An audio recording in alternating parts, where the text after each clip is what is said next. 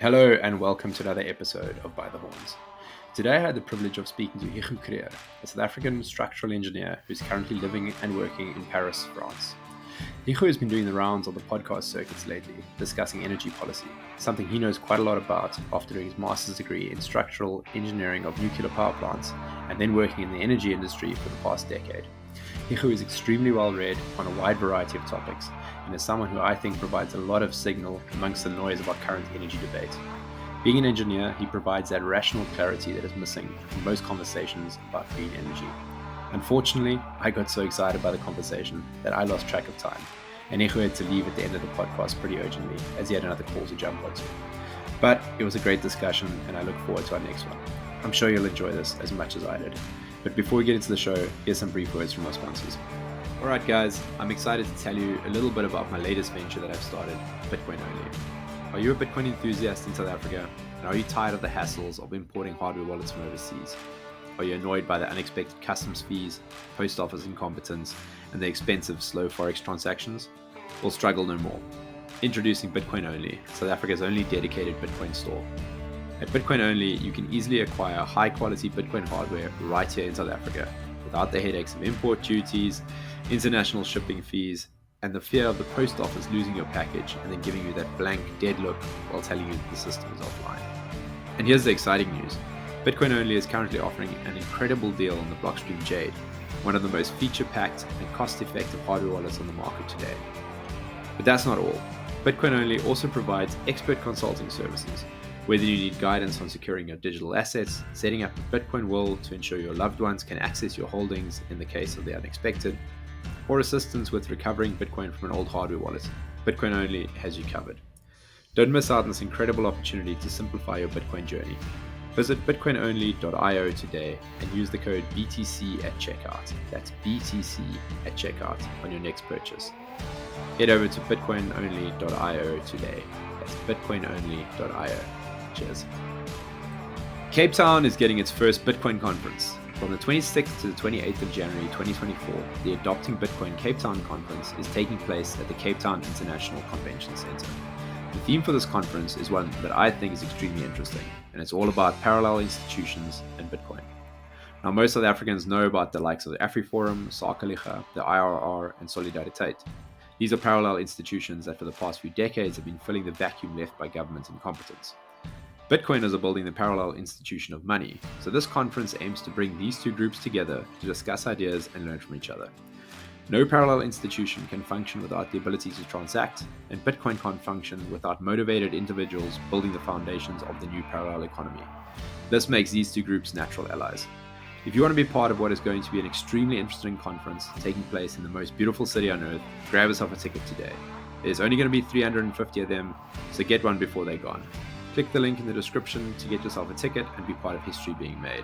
That's Adopting Bitcoin Cape Town from the 26th to the 28th of January 2024. See you there.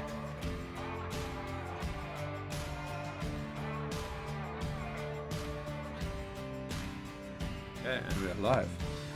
Hügo Krüger, bye, welcome. Welcome to By the Horns. Good to have you, man. Thanks a lot, Ricky. I appreciate the invitation, and thanks to your listeners for listening to me. It's my pleasure.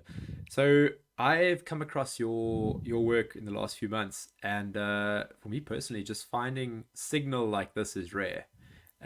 Finding someone who gets straight to the heart of the issue, like I find you have. You're clearly very well read. You write a lot. You articulate your ideas a lot. So I'm very excited for this discussion. I think people are going to be hearing a lot more from you in the future. So yeah, welcome to the show. Oh, thanks a lot for having me. My pleasure. Hügo, do you mind giving us a bit of background about yourself before we jump into the topic?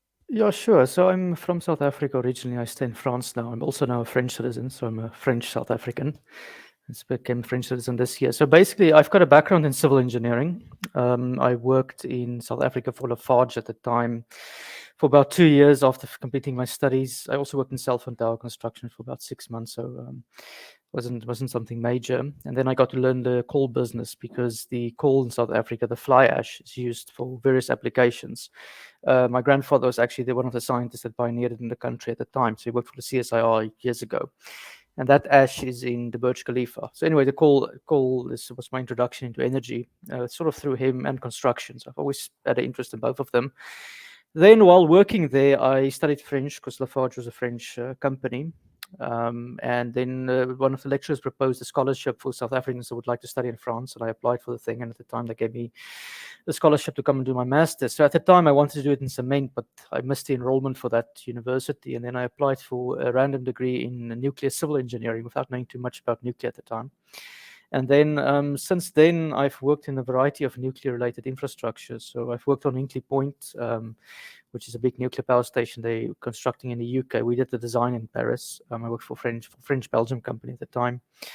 And then I worked at ITER, which is the International Thermonuclear Reactor, where they're attempting fusion in the south of France. We've also, in that office close to Marseille, we did a lot of what they call re-evaluation projects for Electricité de France, which is their version of ESCOM, on what they call external aggressions. Can a nuclear building still resist paleoseismic post-Fukushima events, nuclear safety, all of that type of stuff I did. And then my wife's Iranian, so she came back from Iran. She did a PhD in France, actually. She's a mathematician, and she went back, and then when she came back, she got a job in Paris. So I quit the job then. I came to Paris, and I've since then been working in the oil and gas industry. So I left nuclear for that to try and get a feeling to how something similar does it, but gas is very efficient. So I sort of became you can say, a armchair nuclear expert, not nuclear and energy expert. And I've now even been invited by people onto podcasts, and I've given a presentation to Free Market Foundation. They say I'm an expert. I don't know if I am. But yeah, that's more or less me. Something that's missing in the discussion today, and it's gotten worse over the last few years, is the discussion of energy being the basis for civilization and for standard of living. In my opinion, our standard of living is driven by kilowatts. How much power do you have available to you? That's the ability to get machines to do work for you. And if machines can do work for you, your standard of living can increase. And this is what makes nuclear such a phenomenal energy source, because it's so energy dense, right? Like this is, correct me if I'm wrong here, but like this is way more energy dense by orders of magnitude than anything else we've got. Yeah, but you see, I caution against something here. So first of all, yes, energy is the capacity for work. And the book I always recommend on this is Sir Anthony Wrigley's book, The Energy and the English Industrial Revolution. And he made the same conclusion that the Japanese actually made during the Meiji restoration of the Industrial Revolution. So the Westerners, we said it was property rights, free markets, rule of law, that democracy that allowed our societies to develop, which might be true. But if you read actually the communists at the beginning of the last century, Lenin in particular, Lenin had a statement, I can't remember the exact quote, but it's something that if we don't develop energy as a society, or electricity as a society, we stay a peasant society forever. There was some communist slogan. So the communists came to the conclusion through Das Kapital, which Karl Marx actually wrote, that the steam engine was what to call Marx the prime mover. So it's a capacity for work, and we can argue that wealth is just energy being dispatched in the economy. So everything is energy. Your house behind you was there's a scraper that built it. It was constructed. There's potential energy. It's an aeroplane. It's got energy to move around. So everything uses energy, and you can argue that GDP per capita is actually low entropy fuel. Now, what does low entropy mean? It's energy that's not been disturbed yet. And that's why, if you follow the logic to that, you come to the conclusion that's why coal was so sufficient during the Industrial Revolution. That's why fossil fuels are so efficient, because you can just put it everywhere and apply. Now, nuclear has got a weird conundrum where it's energy dense, which is true, and it's got a lower form of entropy actually than coal, because the energy that went into coal actually comes from nuclear, geothermal energy derived from nuclear. Some people say the Earth's a nuclear reactor, others say it's from the Big Bang. Okay, whatever your view is. So it's the basis of the energy that decayed, and that energy that's stored in coal, in one way or another, came from nuclear. But then you have this weird conundrum: why is the cost of nuclear then said to be expensive if it's got this energy density favor, and it's also got the material density favor, use fewer materials? And it actually comes down to the materials. If you from the science, why it's true that nuclear is energy dense, we still struggle to exploit its full thermodynamic potential.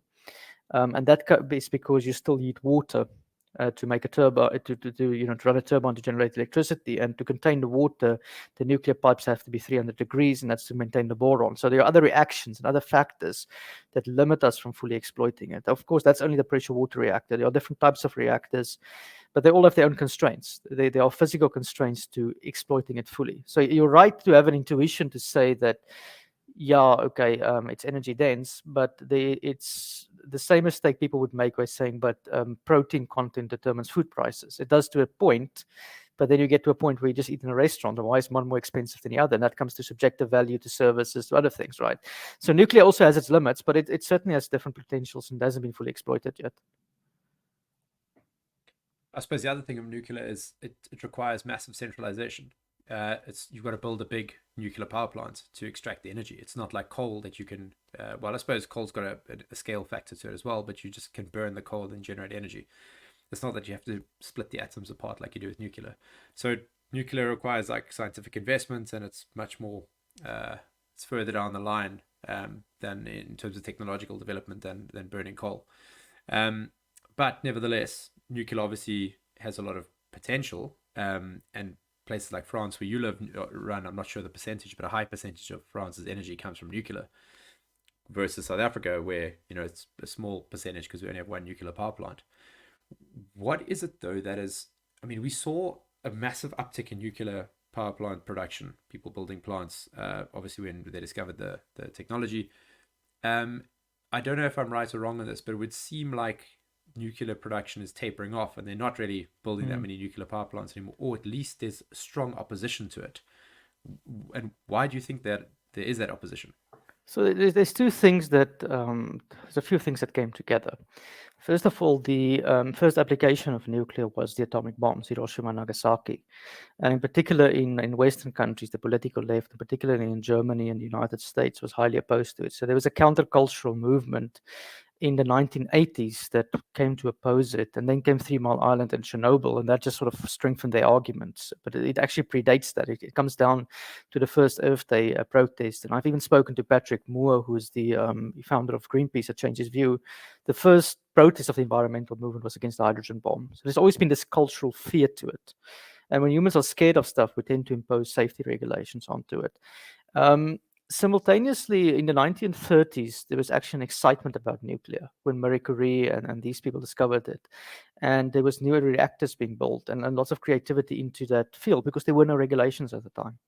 Now, then around the 1950s, the United States government, this was General Eisenhower in particular, looked into the effect of radiation fallout on the population because opposition to atomic bombs during the Cold War was rising. Okay. And in particular, they looked into Nevada and Utah. Now, in Nevada, they dropped 12 atomic bombs, and there was a population, particularly the Mormons next door, who were exposed to the radiation fallouts. And there were questions being raised: are they going to get cancer? Are they going to get sick? What are we doing? And Eisenhower constituted what was called the Bears Committee, and this committee was staffed by geneticists who were surprisingly linked to the ominous-sounding Rockefeller Institution. And there's a lot of speculation there, but they came then to accept a safety standard of radiation, saying that every single dose of radiation is dangerous, which is just absurd because a banana is radioactive, and they called this standard linear no threshold. And since then, that standard itself has affected the cost and the knock-on effect. Because you just impose safety regulations on a technology, you increase the risk. And then private investors would say, I'm not going to take that risk. I'm not going to spend $200 billion that Japan spent after Fukushima, for example, even though they should probably not have done it. And then there's also just the social psychological effect. You can't see radiation. People don't know it. You need a high understanding of what it is. So all of that adds to the perception of risk. And my view, the cost is driven by the perception of risk. Also, the 73 oil crisis played a role here, where the United States hiked interest rates. Nuclear's got large plants, as you said, they need low interest rates. So that sort of chased a lot of engineers out of the industry. And since then, the industry hasn't recovered in the US. But surprisingly, if you look at Russia, China, and Iran even, and now India. India is building at $2,000 a kilowatt hour. The US historically was 3,000, and now at 10,000 in the States. So the Indians got 1/5 the cost. Some countries still have the cost of nuclear under control. I would say it's a more or less competitive with coal if you do it proper, if you do it right. I don't think it is as cheap as the proponents argue, but certainly there's a business case from it if you buy it from the right country and if you build it in the right country. And I thought a lot about this question, but I think it comes down to the culture of fear, because the regulations don't change that much between countries, but it's how they're being applied and interpreted, and sort of the culture of courage. Are we scared of nuclear or are we not? That comes with it. Do you? I mean, I understand what you're saying about people being scared, but do you not think that the fear is being driven in a certain direction by certain actors that are Yeah. anti-nuclear? Well, if you take it, nuclear historically came from utilities. Utilities always had a captured market. Eskom had a captured market until until they really perform. I mean, you have to perform badly before people start asking for alternatives, right? And Eskom is the good example of that. But generally speaking, they're a captive market. So they never saw the need for advertising, for communicating to the public. And that made them vulnerable to attacks. Where, in contrast, the oil industry historically has been private driven investors. And they were throwing money left, right, and center in ads, in anti-nuclear propaganda, if you will. In Australia, the coal industry was opposed to it historically.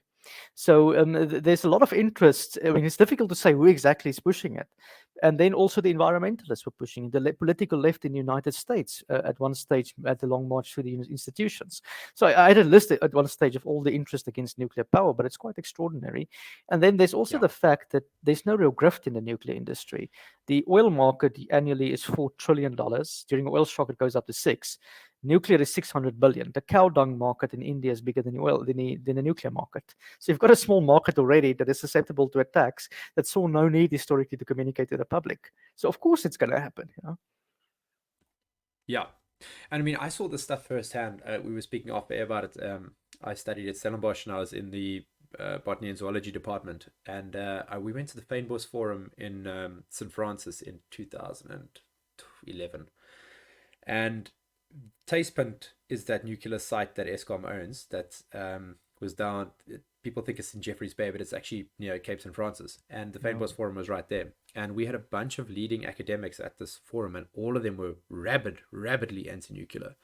Obviously, because they were all the botanists and the zoologists. And they effectively managed to lobby and play a part in shutting down the nuclear deal that was happening in South Africa. And the area I grew up in, my family home is another site where there's a nuclear site, Bantam's Klip, which is out between Pearly Beach and Gansbaai. And another site that got shut down where we should have had 3 nuclear power plants by now. We still only have 1. So the environmental lobby is very strong against it. I've seen firsthand. Yeah, and the environmental lobby, I did an interview with Ken Braun from the Capital Research Institute. They get, well, the institutions are staffed with $2.3 billion annually, which is the cost of finishing the pebble bed, by the way. Okay, now that doesn't all go for anti-nuclear stuff, but you just do you really have to throw that much money at a technology if there's no business case for it? I mean, you're really desperately trying to do so. And the interesting thing, South Africa shows this to me. So I've looked at opinion polls in the country, and it's I've sort of put my finger on it, but if you look at the Afrikaners, they tend to be okay with nuclear, roughly in favor. Some are against, but mostly in favor. The black population is overwhelmingly in favor at the moment, and so the colored and Indian population. But if you go to the English-speaking whites, who tend to starve Stellenbosch these days for weird reasons, they tend to be opposed to it, and they are the guys who often get their power from nuclear in Cape Town, right? So there's a strange sociological phenomenon. It's not driven by rational debate, because the deaths of nuclear per kilowatt hour is more or less the same. The cost depends how you price it, but yeah, it might be a bit more expensive than in solar and wind. But that's if you accept the levelized cost for intermittency can be compared to base load, but it's by and large on par with coal. And if you do it properly in mass production, you can actually get it down. And then the other benefits, if South Africa were to build it, we don't take the construction risk. So that extra cost is not on our balance sheet. I've never seen that being debated in the public. It's just nuclear is bad, the Russians are coming. And then also the anti-Russian propaganda is played in the backdrop of it, as if Russia's the only country that builds it. Exactly, right, exactly. And I do apologize for my people. That's why ek praat maar Afrikaans baie, sodat mense weet ek is nie heeltemal Engels nie. But I do apologize for the Anglo in Cape Town. They make very bad decisions all the time. But it is what it is. But look, we love putting a solar panel on our roof and then feeling good about it. But look, it is a head scratcher, and like you say, it's not just Russia that can supply these nuclear power plants. I mean, the French built Kuberg, South Korea is building very, like you're saying, very cost-effective nuclear power plants. The Indians are doing it. You've got a whole bunch of different suppliers to choose from, and maybe can you delve in a bit more into this about how you structure the deal so that you don't take the cost risk as a country? Yeah, so it's basically like building your house. I mean, if you're ever going to build your house, you tell the builder to put part of the money down. He takes a risk as well. So there's compliance. So if these people doesn't perform, he fires them and he gets a better manager, right? And it's the same point. So what they call vendor financing is simple. The risk is split between both parties. Now the ratio depends on the deal. But generally speaking, 85% of the money comes from the vendor country. So a good example of this was when Finland recently built the EPR. The French were building it, and they did go over budget, but the French pensioners absorbed that risk. So it was better split between the two parties, and then both sides didn't get hurt. Ideally, obviously the French didn't make money, but they said we protected our industries because of this. It was the Russians are even prepared to cover sometimes the entire cost, and you only pay them back in tariffs, especially with the boats that they're doing. The South Koreans in Dubai, I think Dubai put up a greater proportion than the South Koreans. But the point is, the risk is split between both sides. And what's very important to me is if South Africa is going to embark on a nuclear mass build, I don't think we should go for mass build because there are risks. I don't think we can manage it that well.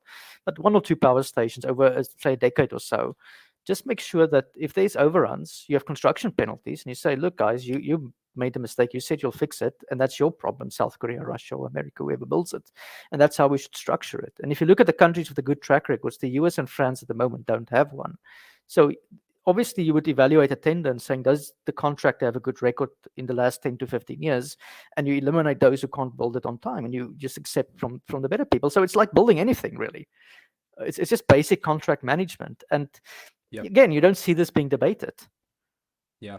So who are the world leaders in terms of reliability, in terms of cost?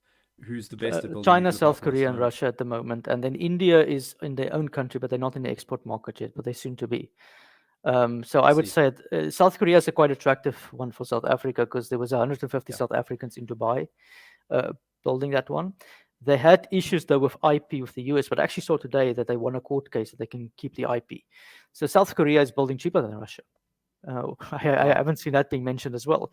So it just seems to be a no-brainer if you've had South Africans working on that plant and you get it back home. But again, I put the tender out, and then there's obviously geopolitics involved, which is often the decision. What maybe the Chinese with BRICS is a more attractive option. Chinese are building quite affordable in Pakistan at the moment. There's suspicion that they might absorb the costs with their state because we're skeptical if you can build that cheap outside of your own country. They claim they can. But that's not our problem in South Africa. If they offer us a good price, you take the good price, right? It's like buying a car. It's not my fault if Toyota made a mistake on the spreadsheet.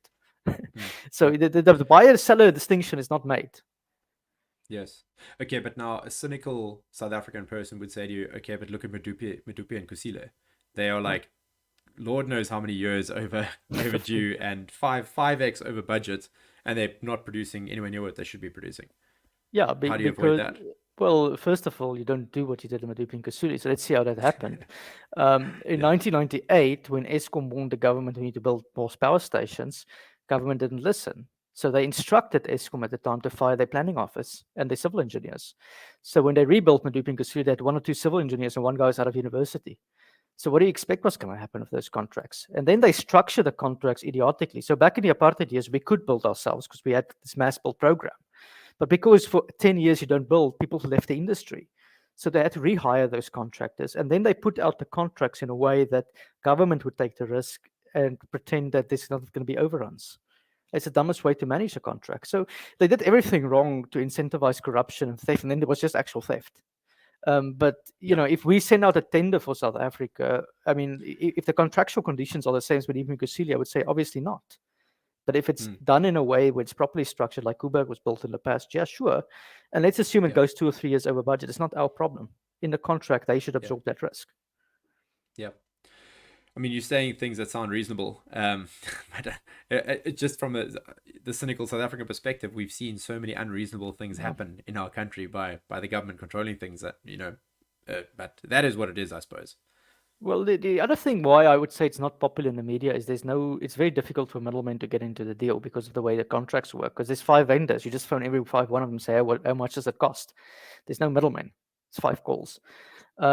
theoretically, they can send a brown envelope to a minister, but you can do that for anything. I don't see how you can stop that, basically. And like a car powered ship Yeah. that donates what is it, a reserve or something. Yeah.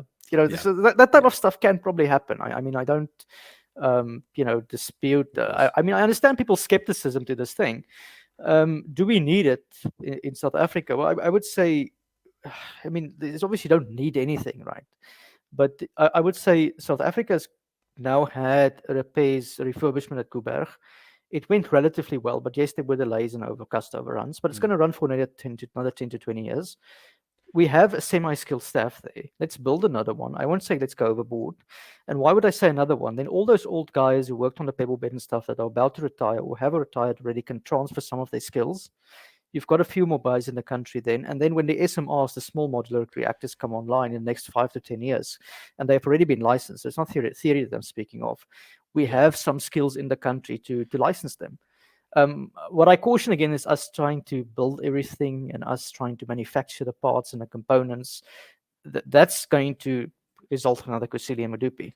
So it's a acceptable risk when we're under certain conditions, and then the cost can be more or less what Kuberg costs, I think. Yeah. So I highly recommend people to go and listen to the interview you did on the Power Hungry podcast if they want to get a bit more into detail on the nuts and bolts of all of this stuff. And because we don't have time on today's episode, but yeah, fascinating what you discussed there on that episode. But so in terms of nuclear fuels, you just mentioned the pebble bed and the small modular reactors, the SMRs. What does the future of nuclear look like in terms of fuels, in terms of new designs, etc.? Well, there's more or less three types of designs that I'm optimistic about. There are others as well, and I might be wrong. The first one is just a smaller pressure water reactor, so a smaller version of Kuberg. It's relatively safe, and the advantage is private investors can get in because the big plants have these major, they need state capital at this stage. The other one is the pebble bed, which is a gas-cooled reactor. You can do it not just with helium, but with nitrogen, with carbon. There's other types of gases, and they all have technical challenges that I think R&D is still necessary. But I believe in America, they're moving fast with it, and it's actually South Africans managing it with X Energy, and the Chinese have licensed one already. So they're probably going to sell it soon. Gas-cooled reactors have the advantage is you can put them where there's no water, because South Africa's got air-cooled coal, so we can replace those plants. And then the one I'm actually most excited about is the molten salt reactor. And there's Danish companies, two of them, Copenhagen Atomics and Seaborg. And then there's one in Canada, which is called, I think it's Moltex, if I'm not mistaken. And the advantage of that one is actually a battery. It can load follow, so it can load respond. You can actually store the excess solar and wind and potentially make that work and decarbonize, or you can just have nuclear working, and then because the salt is a battery, if you think of it. Yeah, so you melt the salt, and then that stores heat for a long period of time, and that's used to boil water, right, or create steam. Yeah, it's like I don't know if you know a concentrated soda uses salt. It's the same principle, except you can replace that salt with uranium and thorium salts, so it can actually generate power on its own, and it can stop. And you can just couple it to a turbine, and then it uses the heat when necessary. And that way, you've got a small battery in the area, because the battery storage problems are big question marks over the renewables. Will the lithium iodide batteries fall by another factor? I think they have to fall by a factor of 6 to be basically push every other technology out of the window. And we don't know yet. That's the answer. And are the uranium and thorium salts also mined by small Congolese children with their bare hands, like lithium is and cobalt is? Well, we can manage it in South Africa. By the way, I think that story's also blown out of proportion a little bit, but yes. No, I mean, I don't know what, I mean, uranium mines in South Africa, historically, if you mine gold, you mine uranium with it. And we've got mine dams in Carletonville where there's uranium everywhere and it's radioactive and kids are playing there. And by the way, nothing's wrong with them. I think this idea of radiation being dangerous is absurd. Is that in the East Rand? West Rand. Carletonville. West Rand. Okay, because you might be wrong about something not being wrong with them, but we'll leave that for another discussion. Yeah, but anyway, so just a point on radiation. That's not the radiation. Yeah, just a point on the radiation. This linear no threshold model I spoke about earlier says that every dosage of radiation is dangerous, but we now have good epidemiological evidence from the atomic bomb survivors, from Chernobyl, from all these accidents that it's actually beneficial to you. So your accidental risk might come into proportion a little bit. We call that radiation hormesis. And this is what the environmentalists really hate when I say this to them, because they say I am justifying murder and child leukemia and all these things. But the correlation between, for example, leukemia and radiation is debunked. The idea that plutonium is toxic is complete nonsense in low quantities. Radiation is not as dangerous in low quantities. I mean, high-end radiation is going to kill you, right? But so in other words, if there's an accident theoretically, and a population has 2 or 3 CT scans equivalent, nothing's going to happen to them. They're fine. Everything has a dose response curve. There's no such thing as like an absolute tiny amount, being toxic and then increasing. There's a dose response curve. Arsenic, if you have it in tiny That's what amounts. I am arguing. Yeah, that's what I'm arguing. Yeah. That we should change all our environmental laws on that basis. But you see, radiation law assumes precautionary principles, which is nothing ever safe. Now, it just makes no sense because your Wi-Fi is your 5G is radioactive, things of that sort. Yeah, the sun is radioactive, like solar radiation. We're getting radiation all the time. But you see, this is part of the dogma. Is the part of the fear came from the fear narrative started with McCarthy, actually. Joseph McCarthy basically attacked Oppenheimer, these people, and they made the public believe that every dosage of radiation is dangerous for you. Even though we gave kids radon toys in the 1930s, and Marie Curie and them were working with plutonium and uranium, their bare hands, things of that sort, and they obviously didn't die. So it's clearly not as dangerous. Yeah. And what about the different fuel types? So obviously we know uranium and plutonium as fuels for nuclear power reactors. Is there anything else on the horizon for different types of fuels? Well, so if you mix uranium with plutonium, you create what they call MOX fuel. That's what France is using in the reactors. That reduces the amount of uranium burnt. It makes it more efficient. Then you also have thorium. You can mix. Thorium is not fissile on its own, so it needs a little bit of uranium to kickstart it, but that reduces the amount of uranium and enrichment. And then you need to take into account the Canadian and the Indian reactors. They use natural uranium and not enriched uranium because they run on heavy water. And heavy water is a better moderator, so you don't need enrichment. And so Canada did that to not make atomic bombs. So there are other ways of skinning the cat here. Those are principally the fuels. Then there's also waste. Moltex is looking into encapsulating waste as a fuel. And if you take, I think it's alpha or beta emitters, I can't remember, one of them is totally harmless to humans. So you can actually put it in your house in a small reactor, but that's far away. And then you can imagine the greenies are not going to be happy about that. And everyone's got a small little heat pot at home. But that's feasible technically. So yeah, there are applications for the waste, and there's actually an economy in the waste. It's not waste; it's spent fuel, and it's some of it is valuable. It's like a gold mine. So we need to just figure out what to use them for, medical applications, things of that sort. Yeah. And some of the newer generation reactors, like you just mentioned, are they using spent fuel from previous generations as fuel sources now, or does that all just go into a concrete bunker and get kept there forever? So the French reactors use the MOX fields already. The talks of the US doing it. Russia was actually leading in this market. Now the US wants to take back the market. They're investing into fuel again.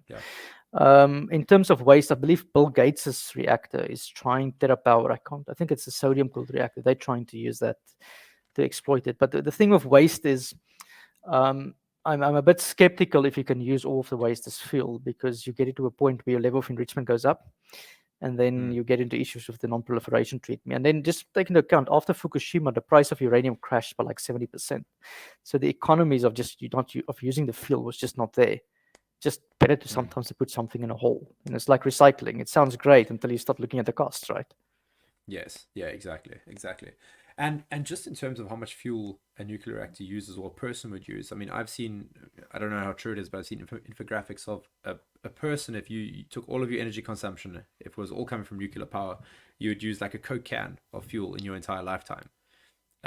Is that true? Well, I'm not sure it measures per person, but if you take Kuiberg, for example, all the waste is half a tennis court after 40 years.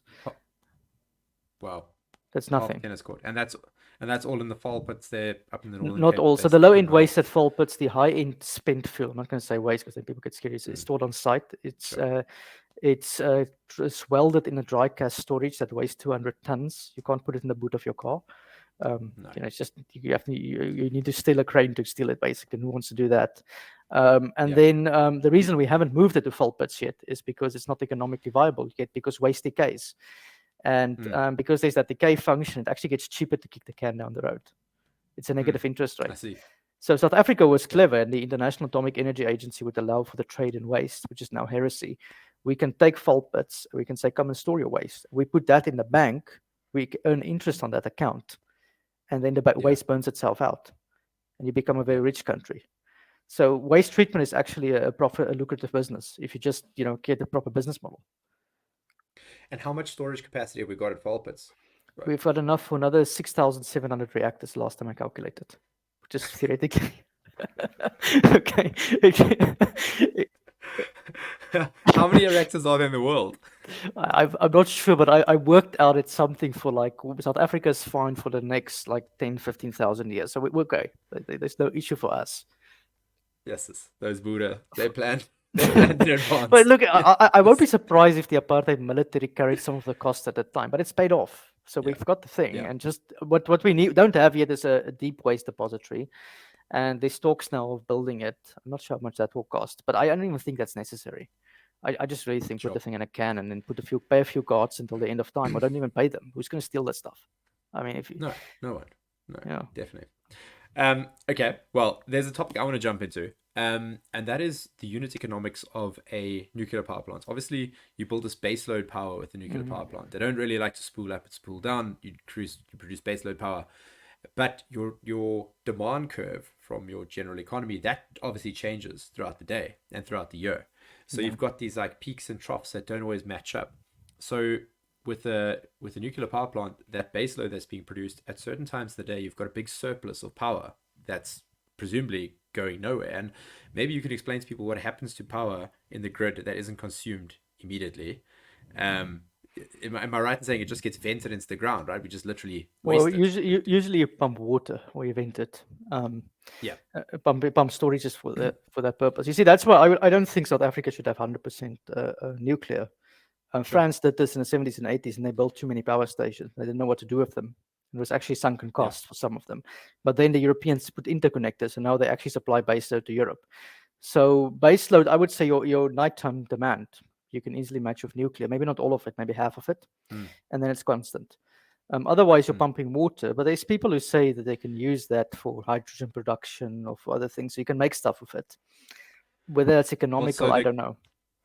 The case I would make is that we should be mining Bitcoin with it. And this is where the Bitcoin miners get involved, right? Because you don't have to distribute that electricity. You don't have to send it anywhere. You can consume it on site, and you can turn it into a financial battery. So you've got a guaranteed buyer for your asset, or for your product, which is the Bitcoin network. They'll buy any hash rate you can supply. They'll take everything you can give them. And then the price of Bitcoin mining, obviously, or the money you receive for mining when you sell your Bitcoin, that is a global market. So that's globally competitive. So that's always, there's pressure driving it down. So you're not making a huge amount of money out of it, right? But you have a buyer of last resort. And what I've seen happen in the States now is a couple of projects where guys are doing nuclear with Bitcoin mining integrated. Have you come across any of these? So I don't know anything about the States, but I do know this, that there was, I think, I can't remember if it was Ukraine or Iran. I don't know why I'm confusing with those two countries. There was one guy who almost used all the power of a nuclear plant, and there was a deficit in the country at one stage for his Bitcoin mining. So there's certainly been experiments with that. You need to look into that one. I need to go. Yeah. So I mean, the difference though is that if you're mining and you're just pulling power off the grid, that's a different story if you're just running your own Bitcoin mine. But if you are actually the one who's running the power plant, so a company that's running the plants and they're selling power back to the grid. So I use America as an example because they've got the free market system for power there. It could change the unit economics quite substantially, because when they're modeling this out, they're not assuming 100% of that 100% of their power is being purchased all the time, right? They're assuming a waste factor. Well, you've got what they call the busbar rate, or the levelized cost of electricity, which is basically it's a cash flow model. And you say, I need to sell at $50 per kilowatt hour, whatever it might be. Okay, and if the market price of electricity is more or less than that, I run at loss or a profit. And then at the end of the year, you calculate all of that. So you obviously put some contingency in. And then obviously in my business model, I would say, what if there's a geopolitical shock? What if there's X, Y, Z? So if I can say there is a dedicated buyer, I go to a Bitcoin miner and I say, I've got a nuclear plant, this is my contract. and whenever there's excess, you agree to buy it at the strike price. So I break in at least. That might be a business model. Yeah.